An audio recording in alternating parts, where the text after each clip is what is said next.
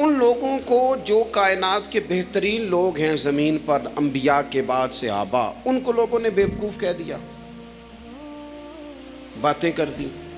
آپ قرآن مجید دیکھیے سورہ قلم کے اندر اللہ تبارک و تعالی نے اس بات کا بھی جواب ارشاد فرمایا ہے جب لوگوں نے کہا تھا کہ معاذ اللہ حضور تو مجنون ہے، تو اللہ نے فرمایا محبوب آپ رب کے فضل سے مجنون نہیں ہیں، بلکہ اللہ نے آپ کو خلق عظیم کا مالک بنایا ہے۔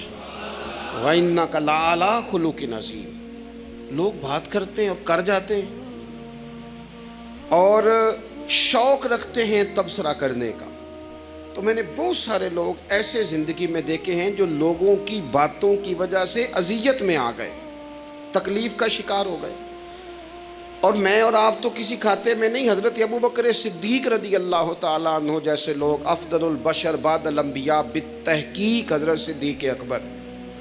آپ قرآن مجید 30ویں پارے کی تلاوت میں یہ بات دیکھیں گے کہ جب حضرت ابوبکر صدیق نے غریب غلاموں کو خرید کر آزاد کرنا شروع کیا، حضرت بلال حبشی کو، حضرت عامر بن فہیرہ کو اور کچھ غلاموں کو خرید کر آزاد کیا، تو لوگ کہنے لگے کہ یہ بلال نے کبھی کوئی احسان کیا ہوگا ابو بکر پر، تبھی تو خرید کے آزاد کیا ہے، ورنہ کیا ضرورت تھی اتنے پیسے لگانے کی، کوئی تو بات ہوگی۔ اللہ تعالیٰ نے اس کا بھی قرآن مجید میں اعلان فرمایا ابو بکر نے جو کیا ہے رب کی رضا کے لیے کیا ہے۔ تو گفتگو کرنا، بات کرنا لوگوں کا اتنا یہ خطرناک مزاج ہے، ایک جملہ کہہ کے لوگ سائڈ پہ ہو جاتے ہیں، بندہ بیچارہ ساری رات تڑپتا رہتا ہے، ایک فکرے کا تبصرہ کر کے لوگ کونے میں چھپ جاتے ہیں، اور کسی آدمی کے لیے وہ اسے سولی پہ لٹکا جاتے ہیں، اپنی زبان کے تیروں سے لوگ پریشان کرتے ہیں۔ پہلے تو اللہ سے یہ معافی مانگیں کہ رب اس جرم سے ہمیں محفوظ فرمائے۔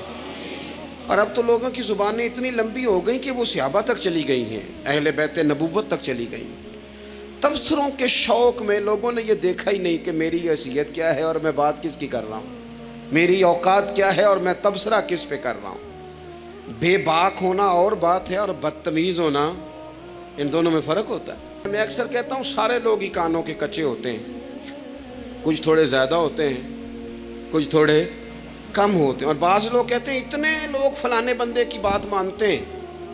تو میں نے کہا دنیا میں تو آج بھی کافر زیادہ ہیں،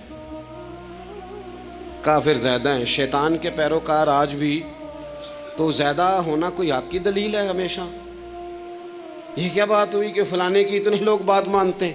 یہاں تو میں نے یہ دیکھا ہے اس معاشرے میں کہ جھوٹے سے جھوٹا آدمی، اس کے بھی فالوور ہوتے ہیں، دغے باز سے دغے باز بندہ، اس کے بھی گویوں کے فالوور، اداکاروں کے فالوور، فلانے کے فالوور۔ اس کا یہ تو بھئی انسان کا مزاج ہے، ہر بندہ کانوں کا کچا ہے، کوئی تھوڑا زیادہ کچا ہے، کوئی تھوڑا کم کچا ہے، تو باتیں تو ہوگی، لوگ منہ میں زبان رکھتے ہیں تو گفتگو تو کریں گے۔